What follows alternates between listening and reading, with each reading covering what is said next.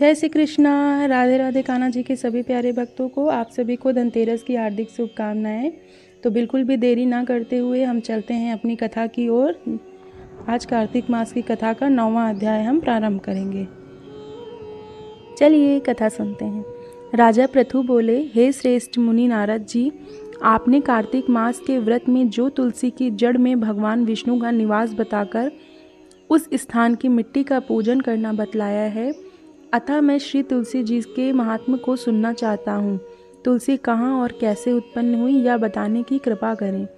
नारद जी ने कहा, राजन, आप सावधान होकर तुलसी जी की महत्ता तथा उनके जन्म का प्राचीन इतिहास सुनिए।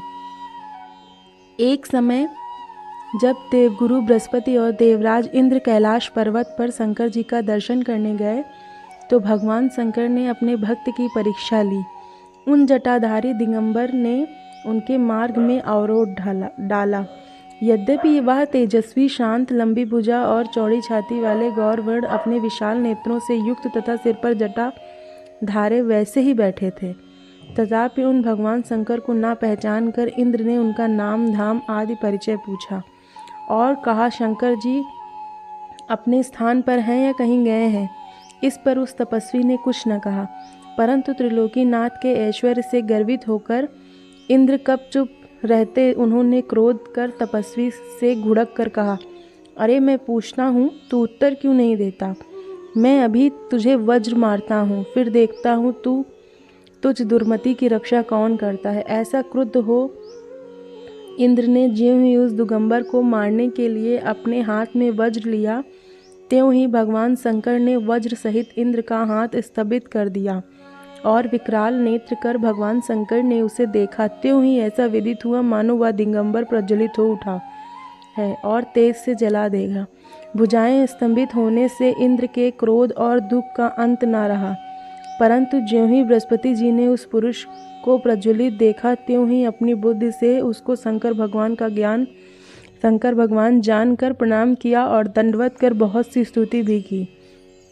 फिर इंद्र ने भी भगवान शंकर से कहा, हे दीनानाथ, हे महादेव, अपना क्रोध रोककर इंद्र के अपराध को क्षमा कीजिए। बृहस्पति के यह वचन सुनकर महेश्वर गंभीर वाणी से बोले, मैं अपने नेत्रों से निकाले हुए क्रोध को कैसे रोकूं?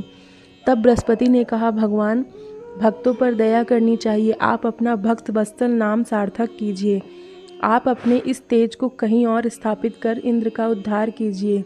तब भगवान शंकर ने गुरु बृहस्पति से कहा, मैं तुम्हारी स्तुति से प्रसन्न हूँ, जो तुमने इंद्र को जीवन दान दिलाया है। मैं विश्वास करता हूँ कि मेरे नेत्रों की अग्नि अब इंद्र को पीड़ित ना करेगी।